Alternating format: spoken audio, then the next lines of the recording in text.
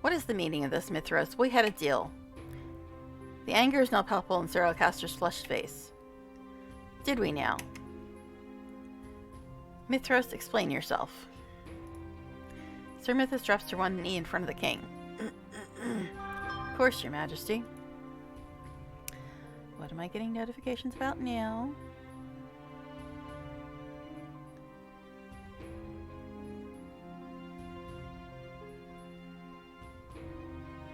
I got a subscriber on YouTube, which is weird.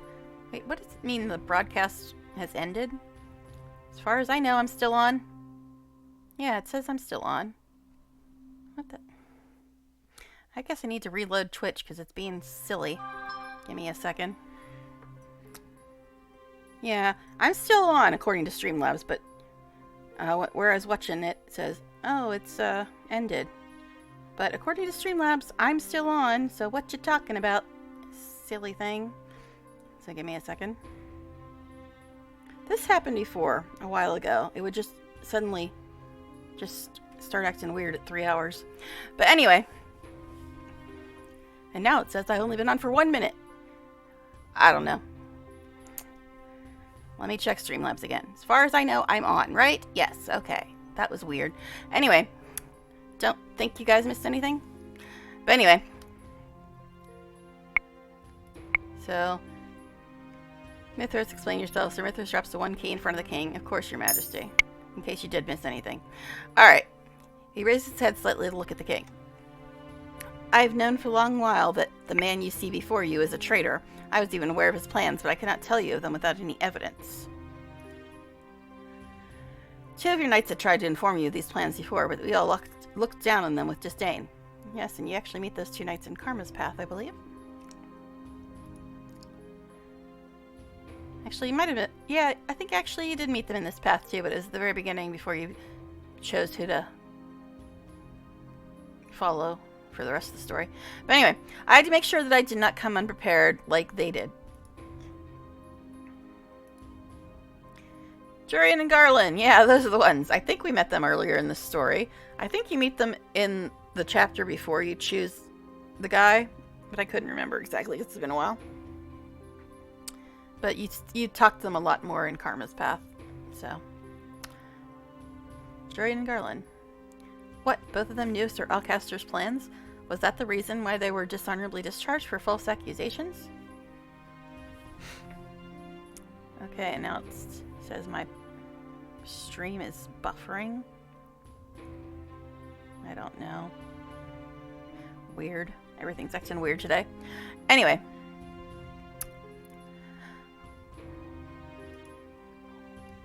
I knew enough of his plan that I could thwart it. This is why I thought the best way to reveal his dastardly ways was to craft a fake alliance with him.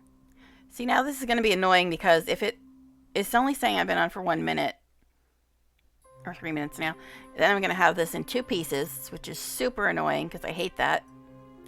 Anyway. So, Mithros was faking being friends with Alcaster. Well, that's good because Mithros is kind of hot, so him being a bad guy would kind of suck. But anyway, he's not a love interest, so it doesn't matter. But he does look a lot like Waltz.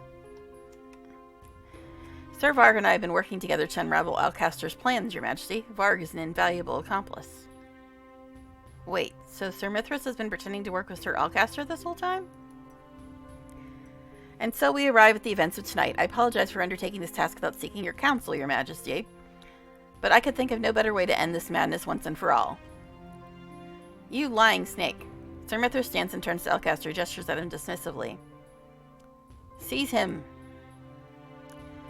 The knight's next movements are a blur. The men rush Sir Alcaster all at once, and in a mere moment Sir Alcaster has been disarmed and is now pinned to the ground. Isn't Sir Alcaster a witch? Why is he not using his magic? Mithras, I'm indebted to you for saving us. The whole kingdom is. I only did what was necessary, Your Majesty. The king glances at the knights, then at Sir Alcaster, then his gaze steely. Take him away. Sir Alcaster struggles uselessly against the knights as they drag him away. He's nearly out the door when he starts screaming at the king. Janara, you are a fool. That man is a witch, a snake. You cannot trust him. So now Alcaster's saying Mithros is the bad guy? Well, I'm just confused, and I've got the ending of the Karma storyline all muddled up in my head, too, and it went differently. Slightly differently. So I'm just all not sure what's going on anymore. Anyway. No, Alcaster, I was wrong to put my trust in you. Even as Sir Alcaster is pulled from the room, we can hear him babbling in the hallways about a witch.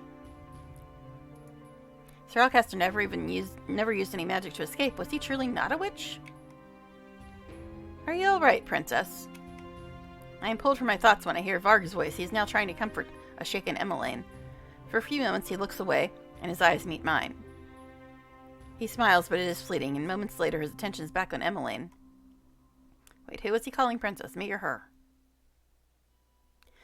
The ball comes to an abrupt end after Alcaster's stunt. He is thrown into jail cell and promised a trial after a few days' time, where he'll be tried for treason against the kingdom. See, now this is all definitely different than it was in Karma's Path. Oh my goodness, my stream is acting so funny right now. But anyway. I still can't believe Sir Alcaster would do something like that, and so brazenly, too. I wonder, what happened to Sir Fitzgerald? They say he vanished completely last night. Do you think he was working with his father? The truth is, I have no idea what to think. I thought that I had everything figured out, but now I become more and more confused by the moment. Yeah, because Fritz is Alcaster's son, right? Oh my goodness, every time I try to, like, call up stream information, it starts buffering on me and then gets all fuzzy and crap. So anyway. Fritz was always loyal to a fault, but then Sir Alcaster was the same way with the king, and I have not seen or heard Fritz for weeks. I cannot really say. Varg. Good morning, Princess Emmeline. Sir Varg. Varg was offered a room at the palace for a few days' visit. He is being treated as Sir Mithras' valued guest. I've heard from the other servants that he is Sir Mithras' relative, who lived in a neighboring kingdom. Hope that you're feeling well now, Princess. Yes, thank you for your help last night. Is Emmeline blushing? I know I won't be here long, but I do hope to get to know you better during the duration of my stay. I would love that. Then I'm looking forward to spending more time with you. Oh, I forgot that I'm not meant to be in my mother's room right now. I forgot that I'm meant to be in my mother's room right now. Nocturna, Sir Varg, I'll see you both later. I curtsy as Emmeline walks off, leaving me alone with Varg. I cannot help but feel uneasy in his presence. Didn't we already say that? Something about him puts me on edge. He makes me feel uncomfortable. Excuse me, I have errands to attend to. Wait. Before you head out, I have something to give you. Give me? Varg reaches into one of his pockets and draws a letter that he holds out to me. Is it the letter that she wrote, stupidly, to Parfait and Laura? What is this about? I guess you'll have to open it and find out, Princess. See, he did call me Princess. My blood turns to ice in my veins. He knows I'm the princess. That could only mean that he is... So, Alcaster knew she was princess too. So either they're both witches, they're both cursed, or one's a witch, one's cursed. But she kept pointing out that Alcaster didn't use any magic. So I'm guessing Alcaster is actually cursed. Fritz is cursed. Or is he? Yeah, he probably is, because all the love interests are cursed, and Fritz is one of the love interests, right? I don't know, I'm getting all confused now. And it's all messed up in my head, too, because there was stuff going on with Varg and Fritz and everything, and Karma's bad ending and his good ending. So I'm just like, what? I have no idea what you're talking about, excuse me. I'm about to leave when Varg suddenly grabs my wrist. The play is just about to start, Princess. You have a responsibility as the main character to perform impeccably until the very end. Otherwise, well... He grins at me. It's the same wolfish smile that he flashed at me during the ball. You might miss out on your fairy tale ending. What? Before I can say anything else, I feel a hand grip my other arm. Someone tugs me back and away from Varg, then comes to stand in front of me. Stay away from her. Rod. Varg looks at Rod, then at me, his smile growing more crooked. What an interesting turn of events. I wonder how this will end for the both of you. Tell me, Nocturna, what is he to you? And this is where you're supposed to say ... But let me say it first.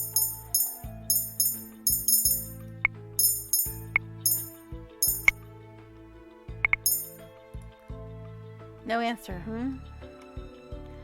Be in denial all you want. At the end of the day, you're going to have to decide who and what you will choose. Who or what to choose? Silence. You're harassing one of our staff members. Of course, I apologize for my rude behavior, Your Highness. You seem to know a lot about us. Are you a... I lower my voice. Are you a witch? You're asking the wrong person, Princess. He knows who you really are. I think you two are worrying too much about me. After all, I'm just a pawn in this game. Varg dips into an elegant bow and flashes one last smile before walking away. I'm so confused. This is technically my third playthrough, because I got Karma's bad ending, and then I got his good ending after using the walkthrough. And even after all that, I'm still not sure if Varg is good or bad. Honestly. Even after, like, meeting him for the third time in a third playthrough, I still don't know if he's a good guy or a bad guy. Oh, yeah. I had a suspicion that he was, like, actually somebody else, but now I don't bloody know. What is the deal with him? I do not have a clue. I am. Thank you for helping me. You know I'd do anything for you. Really? Who put you on factory reset, Rod? Because you've done a complete 180 here.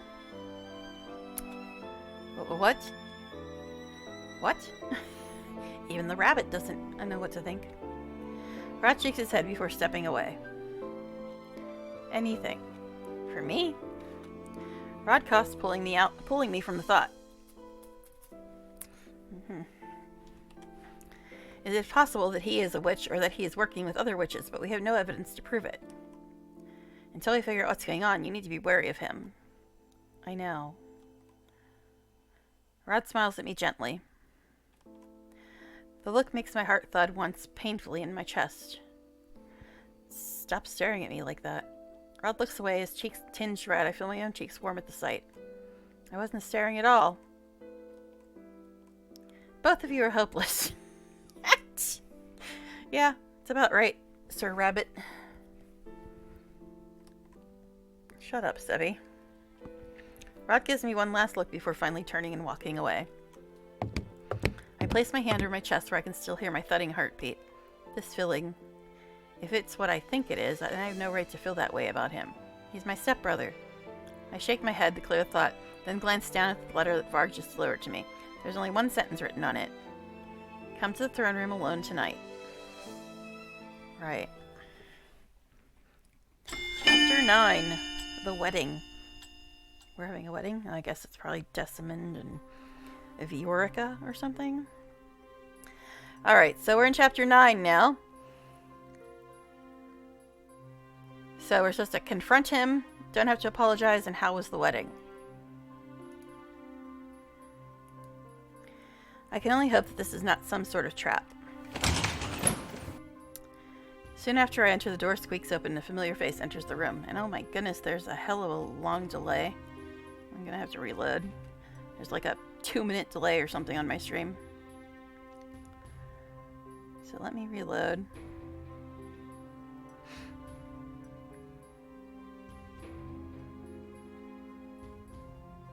Okay. Anyway. Mithras. Sir Mithras walks towards me. When he is close enough, he drops to one knee and bows. I frown as I take a step back from him. My princess, do not be alarmed. I know of your true identity. Everybody seems to know anymore. Sir Mithras flashes me a wide smile that causes a shudder to run down my spine. You know who I am, then that means that you are...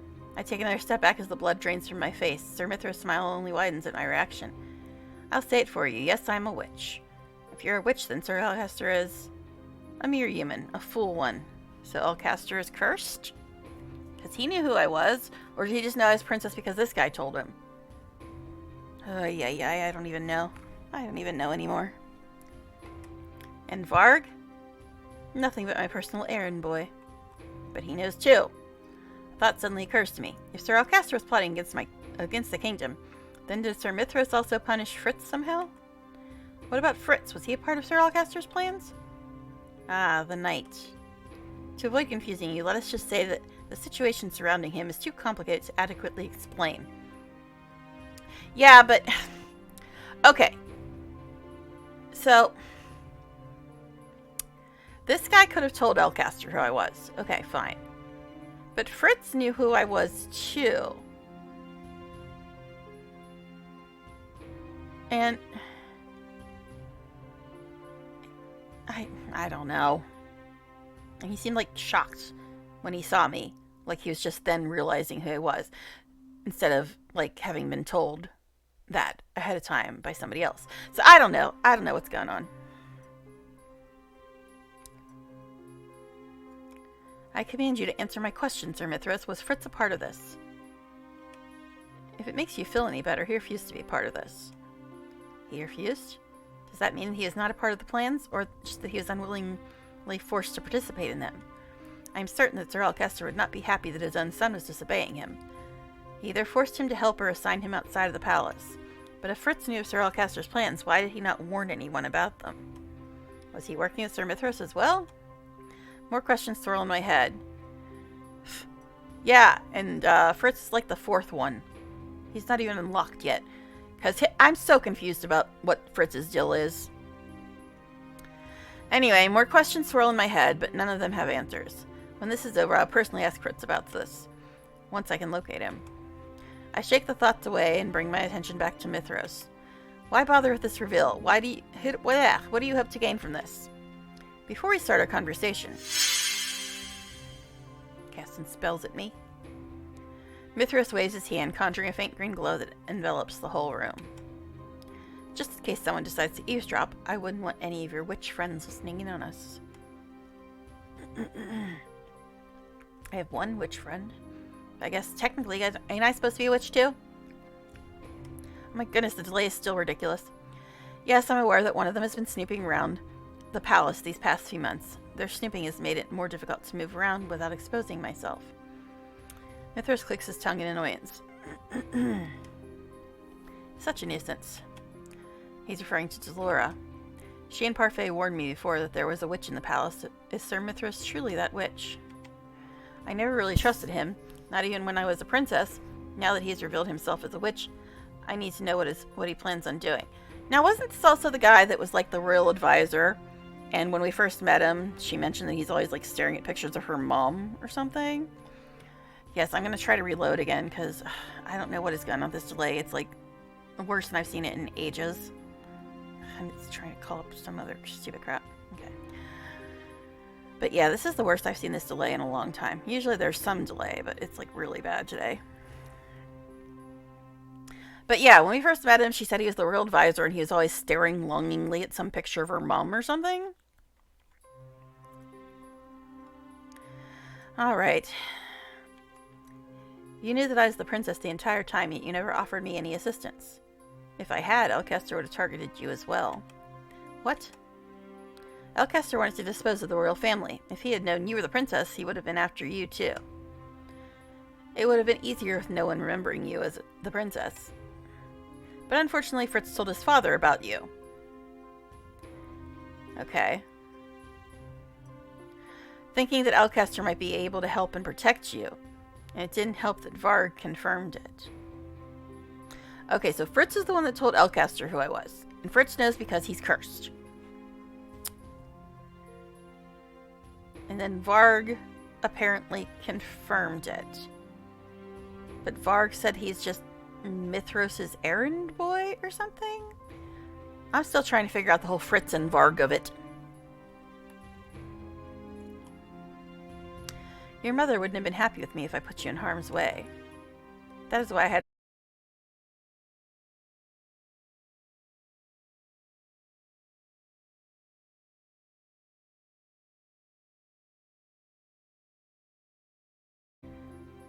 Then, of course, I learned of his foolish plans to steal the crown and decided to thwart them, though not before I stole something from Elcaster first.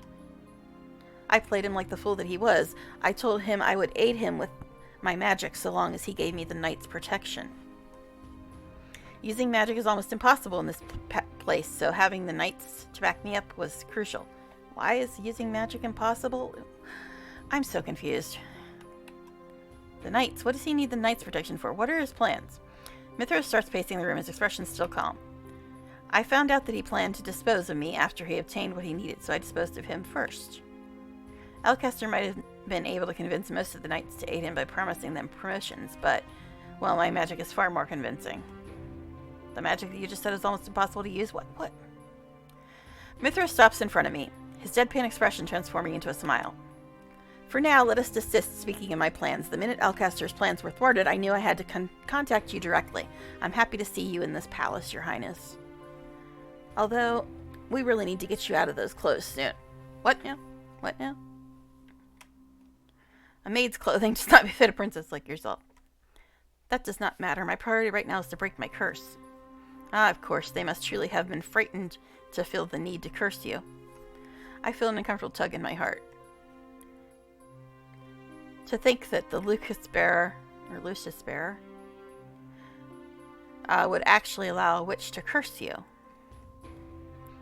Mithras shakes his head and disgust written on his features. When you suddenly disappeared that day, it was as if all traces of your existence had vanished. I searched for you endlessly, Princess. When you first appeared here in the palace, I did not recognize you immediately, but I felt a touch of magic in you and investigated. My curiosity is what prompted me to investigate you further. When I tried hard enough, I found that I could see through the glamour that had been cast on you. So, Mithras truly was the witch Parfait was referring to when she mentioned someone seeing through the glamour. Okay. The delay is still horrible. Still horrible. Anyway. Imagine my surprise when I found out that it was actually you. That fairy bearer has been nothing but a nuisance to us witches. First she betrayed your mother, then she betrayed you before she had even met you. But mother, she was the Tenebrae bearer corrupted by darkness. Parfait not only did what she had to. Sir Mithras looks at me, clearly surprised. What lies have those people been whispering in your ear? Everything the Queen did, she did for us witches, to protect us from the wicked humans who destroyed our kind.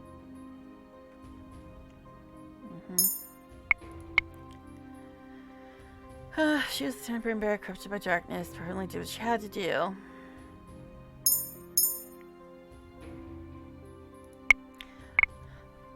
I'm literally struggling to keep my eyes open right now. Ugh. I was going to try to go for like another 45 minutes, or at least to the end of this path, but my goodness. Anyway. It's clear to me where Sir Mithras' alliance lie. Mithras sighs, runs a hand through his hair, and then continues speaking. On your 18th birthday, you will follow her footsteps. You will make this kingdom a place for all witches to prosper. I'm nothing like her. I refuse to make people suffer to feel the crystal. I never were witness to that suffering, the people had to go through during my mother's reign, but the stories are enough to reveal her true nature to me. It was hard to believe at first, but those people do not have any reason to lie. To a servant like myself, they have nothing to gain from it. I finally understand why the hatred people feel had for me ran so deep, even when I did nothing to them. It was because I was the witch's daughter. Yeah, you've already said that 5 times, babe. Your mother wouldn't be happy to hear you say that. Let me assure you that this is not a destiny you can run from, dear princess. I will not let destiny take control of my life. I feign tiredness by releasing a long yawn. I'm sorry for cutting you short, Sir Mithras, but please excuse me, I'm getting tired. I'm about to walk past Sir Mithras when he starts speaking again, his voice a low whisper. I noticed that you've gotten closer to the family you so despised before, the prince included. I narrow my eyes at him. You care about him, don't you? I must confess that this surprises me, Princess. Such a relationship would certainly be a scandal. Even if you two are not blood related, he's still your stepbrother. Whatever will your dear father say about this? I clench my fists. He has no right to lecture me. I already know that these feelings are wrong. I know that I cannot have them. Ugh, okay, see, now this part pisses me off. Step-siblings are not related. And they're sitting here and acting like they are. Which is a bunch of bullshit. They're not related. They're not related at all. And plus, the only reason his dad married my mom is because of his curse or whatever. So that just pisses me off. It's like, it's wrong that I like him. Why? I mean, other than the fact that he's been annoying most of the time. But the point is, they're not related. They're not related, period. So it's just dumb to even have that in there. But anyway. I assure you that there is nothing between the both of us. Oh, is that so? Are those lies you utter just to convince yourself? This man is beginning to try my patience. Allow me to share a little secret with you, princess. I'm not interested. I head for the door and reach for the knob. Oh, but I think it's something you'd be most curious about. I do, after all, know the consequences of the prince failing to break his curse. I also happen to know that someone special to him is getting married tomorrow. My hand freezes. How do you know about all this? I know all the happenings around this place. That's my job, princess. Plus, he could be the one that cursed Rod. Who knows? I don't know why or how, since if he was the royal advisor, Rod shouldn't have even known him before he was here. Now tell me, do you know the ending to the fairy tale, The Little Mermaid? My blood runs cold when I remember that Emmeline told me that fairy tale. If the prince fell in love and married someone else, the Little Mermaid's heart would break and she would dissolve into sea foam. I conducted my own investigation and actually met the witch who bestowed the curse on the prince. Okay, so it wasn't him. In meeting her, I found out everything that there is to know about it. I turned to regard Mithras with a frown. Ah, it seems that I've finally gotten your attention. What do you plan on doing to Rod? Sir Mithras shrugs. To him, nothing really. I was merely curious. I wanted to know what you saw in him. What do you know about his curse? It stays true to the fairy tale, only in this case the prince gives up his voice for a title. Still, it will end the same way. The girl will fall in love with someone else despite his sacrifice. You mean... On his beloved's wedding day, the prince will die. I had thought you might have reached that same conclusion. Tragic, don't you think? Oh, okay, I see where this is going now. His beloved's wedding day. Not Viorica's wedding day. His beloved's wedding day, and that's how he's not going to die? Because he's apparently not in love with her anymore, or something like that, right? But then, obviously he's not going to marry my character either. Because if my character is his supposed beloved now, then obviously she can't marry him anyway. So, it's his beloved's wedding day. On his beloved's wedding day, the prince will die. And we're just assuming that it's Viorica. But it's not Viorica anymore. I'm guessing is how it's gonna, what the workaround is gonna be. Tragic, don't you think? I had the same thought, but is Rod truly going to die? So the reason Rod gave up breaking his curse was because he knew that Viorica would never love him back?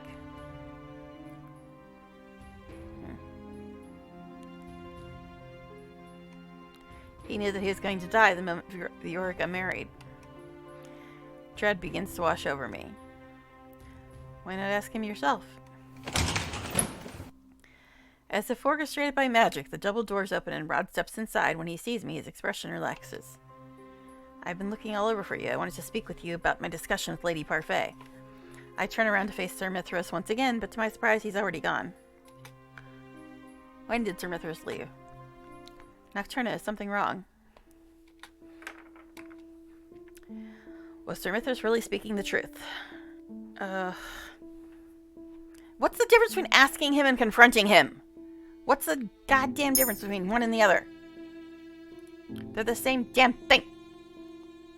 I have to confront him and then say, you don't have to apologize, and how was the wedding? Obviously, he's not going to die at the wedding. Or else I could say that's somebody else, I suppose. What was it again? Confront him. Still, what is the difference between ask him and confront him? That's just so dumb. It's the same damn thing. It's the same as the other one, practically. The stay with him and talk to him thing. Alright, so it's confront him Just want to keep checking because it makes no damn sense. Alright, I guess we're confronting him, because that's so different than asking him. Is this how you really want things to end? What are you talking about? Have you even thought about what your family will feel after they find out you lied about your curse? You're going to die when Viorica gets married tomorrow, am I right? That's why you told me that there is nothing I could do to help you break your curse. Because there really is nothing you can do to help me. Viorica will never return my love. I already accepted my fate a long time ago. Lady Parfait was the only one who insisted I find another way to break my curse. Because she refuses to give up on you, and I will not give up on you either. I've been aware of another way to break my curse from the beginning, but I'd rather die than do what it is I need to do. Do what? Have you not read? Rod's voice trails off when he sees my confused expression. He clears his throat. Forget it. There's nothing more you can do. The reason I never told anyone the truth of my curse is because I never wanted anyone to blame themselves for not being able to help me. I was already a lost cause the moment Viorica really fell in love with someone else. I could never take that happiness away from her. Rod becomes silent, his gaze downcast. The vulnerable expression catches me by surprise. You should have told me about your curse a long time ago. How many times must I repeat myself? Telling you about my curse won't change the outcome. I could have tried to help you. Why are you so insistent on helping me? Because I care about you. My face warms up when the words escape my lips. Rod also flushes. What are you saying? That... I'm worried about you and on Emmeline's behalf, of course. I did not want her to think that I let you die. Rod lets out a deep sigh.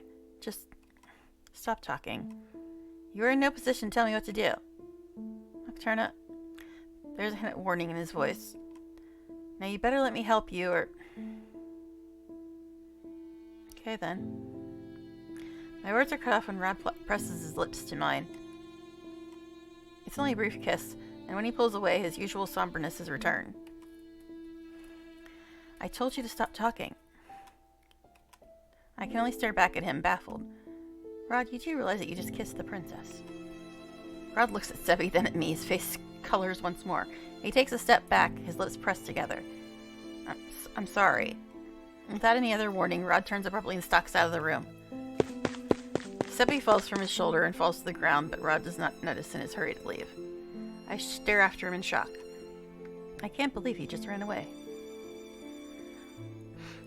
I walk to where Sebi is and kneel down to pick him up. Are you alright? I'm fine, thank you, princess. Sebi tilts his head to the side. That Rod, I wonder when he will start talking or acting like a man. Suddenly kissing a girl like that is so romantic. I think about the warmth of Rod's lips pressed against mine and flush again. Rod may not say much, but he has a lot going on in his head. Thoughts he doesn't ever want anyone to know. I don't want to speak on his behalf, but I know he really does care about you, princess. He's just a little standoffish and has a difficult time showing his emotions. He's sensitive like that. Take it from me, I'm always in his head. I care about him too, but what will become of my feelings once I break my curse? I return to being his stepsister when this is all over. No, this is not the time to mull over such thoughts. I'm sorry for asking this of you, princess, but can you return me to Rod? That boy is useless without me. The exasperation in Sebi's voice makes me smile. Sebi acts like Rod's older sibling. Of course. When Rod does not open the door, I knock again. Rod's eyes widen as soon as he sees me. His face flushes a dark crimson. I'm here to return Sebi. Rod nods before slowly taking Sebi from my hands. Thank you. Be careful not to drop me again next time. Oh, this has got to be close to over, right? Because there's only like 1 or 2 more choices left. There's a hint of a smile on Rod's face as he taps Sebi's face. Sorry. He looks so much more at ease when he smiles. Rod faces me again with an apologetic expression. Nocturne, I really am sorry for what I did earlier. What was it? I think it was you don't have to apologize. Yeah.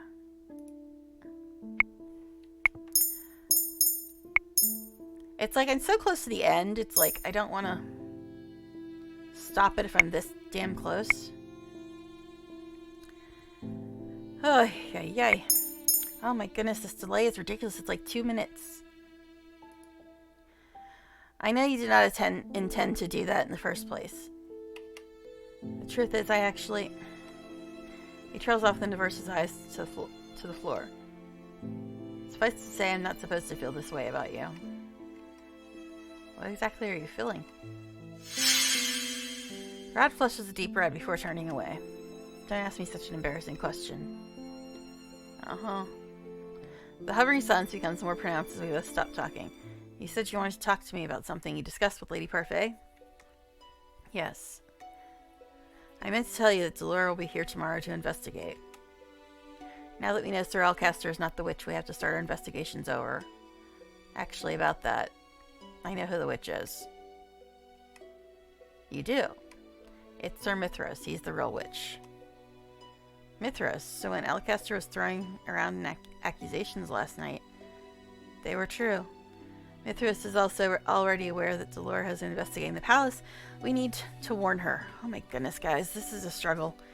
I know that it's almost over, but I'm just like, so tired.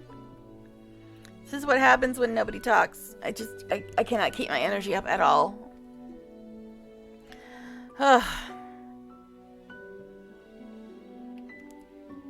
Then I'll send Lady Parfait a quick message. We need to keep our guard around him too, especially you. I'm sure he already knows that you're the crown princess. I nod in response. For now, we should wait for Delora to show up tomorrow. But it's getting late. You should go and get some rest. When he says the words, I realize he's correct. My eyelids are heavy. Okay. This game just got a little too real, man. You're right. I think I should take my leave. I'm about to leave when Rod suddenly grabs my hand. I turn to face him. Nocturna, this is the first time I've heard him say my name so warmly. I can almost hear this. My heartbeat ringing in my ears as I stare at him with anticipation, but Rod says nothing else. Rod eventually releases my hand with a shake of his head. It's nothing. I cannot help but feel dejected. Good night, Nocturna. Good night, Rod. Moments after Rod closes the door, I hear a familiar voice whispering in my ear. Ah, I see. I jump back in surprise and stare at him with wide eyes. Mithras is leaning casually against one of the pedestals. So that is where the prince disappears to every now and then. I had no reason to care before, but now I see it. If my guess is correct, he's also in league with the Lucis Bearer. When I do not answer, Sir Mithras smiles and shrugs. Well, it does not matter. I glance around us and notice the green shield from earlier. Once again, no one will hear this conversation. Now that the prince has confirmed your doubts, what will your next course of action be? You want to help him break his curse, yes? Rod may have given up on breaking his curse, but I refuse to do nothing. From the way Sir Mithras is taunting me, he must know some other way to break the curse. Rod will not be happy about this, but I need to use whatever... use whatever means necessary to save him. Do you know how to break his curse, Sir Mithras? Ah, well, I assume that you have not read the full fairy tale. If you do not know, yes, princess, I know. Tell me. He cocks an eyebrow and waves a finger at me. Do you not realize by now how witches work, princess? I propose a deal.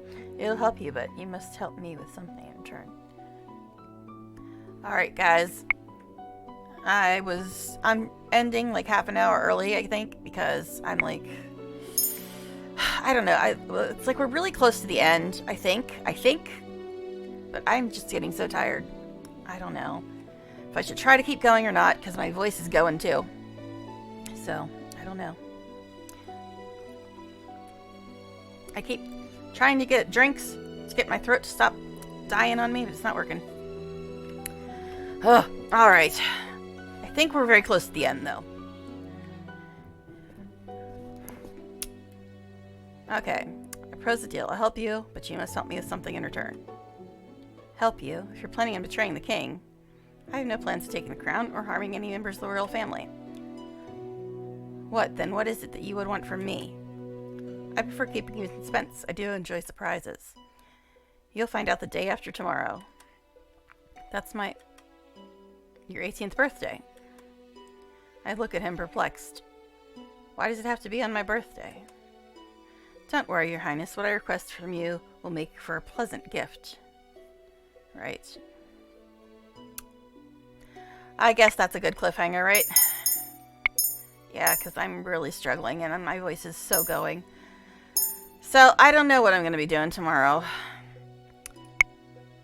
It's like, I want to try to finish some playthrough of something. Hold on.